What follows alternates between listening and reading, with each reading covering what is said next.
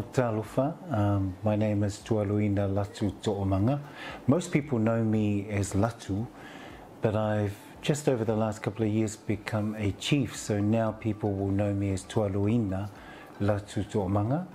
I was working at Porirua College, very proud to be there and doing some work in the well-being space. It's like a one-stop shop in the college, and my team were piloting something called under neurosequential model in education, where we look at kids that really stress for whatever reason at college, and we kind of support them through the basics of relationship, how to kind of solve the issues around your trauma that you're going through. And that trauma could be anything to do with lack of attendance, not coping in the classroom, struggling to connect with other people, and also struggling to actually stay calm, because often they might release in anger. They might show it in anger, or they might be really dissociative and be ultra quiet and you're not sure what's going on.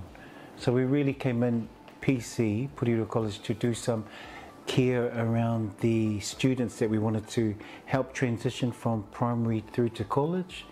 Kids that were really struggling to look at the timetable and read to get around this big, all of a sudden massive big complex place, facility, school, and tried to help them with mentoring, counselling, anything along that, youth support, just beautiful work like that in one space.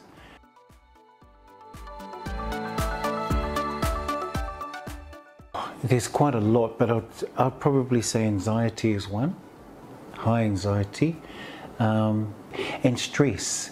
Sometimes they're just not sure what to do, who to go to, and not sure how to deal with the stress that they're holding.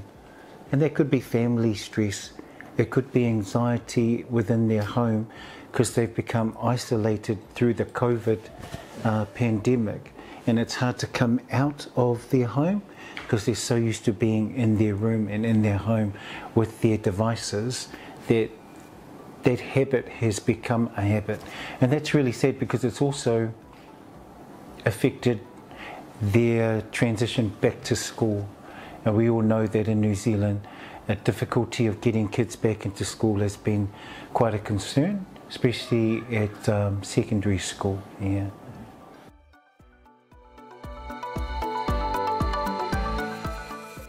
So anxiety, it might be their ability to connect with others, so they no longer feel that or know how to actually say hello to another person. They might be isolated in their house and feel fear to go outside their house because of the COVID fear. So they might be just scared, yeah.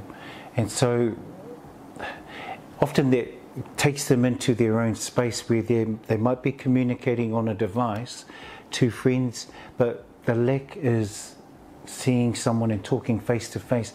That one-on-one kanohi ki te kon kanohi is needs to be practiced again as something they need to, because it's natural to talk to someone in person.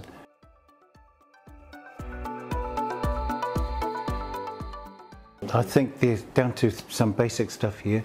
I think whoever they have the relationship with in terms of mum and dad, or an auntie or uncle or brother or sister, as long as they've got that initial someone to talk to at home, that's the first phase of coming out of anxiety, because they're actually connecting with another human being. I think that's really important. And then their little steps into, okay, so today maybe we'll try and, can you get the mail from the letterbox? And that's a big step.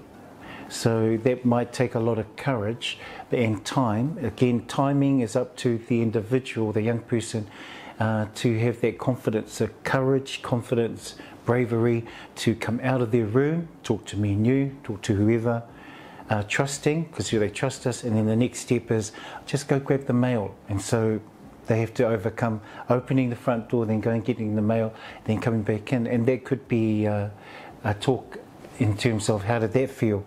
And as you build confidence in talking about that, felt okay, they might want to, next step is let's go for a walk down to the dairy down to the theory, that's all.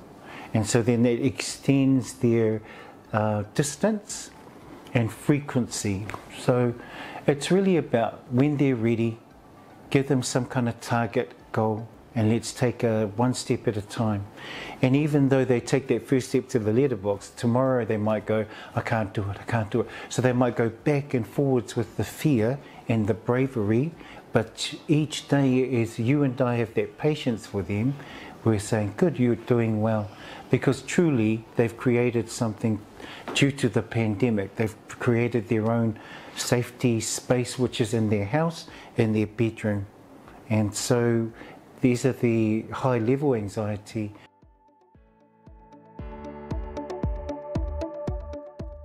And so there's a lot of gentle care from a parent or a caregiver to their kids.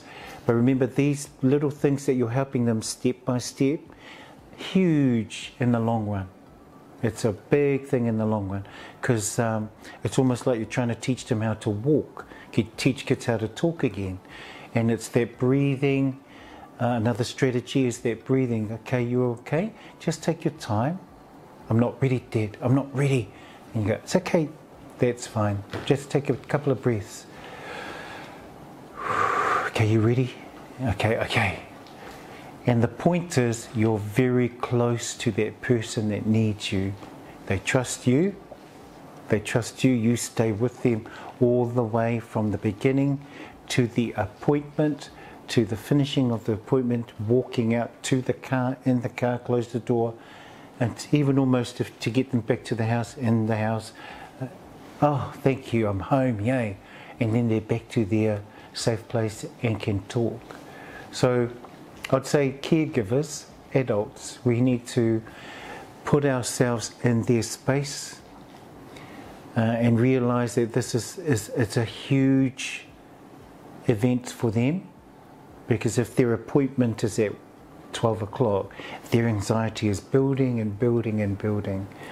So even that we might have to set up the morning, because they could sabotage that space and go, by the time it hits 12, they're like, I don't want to go now, I'm not coming out of the room. So again, talking, getting them ready for what's coming.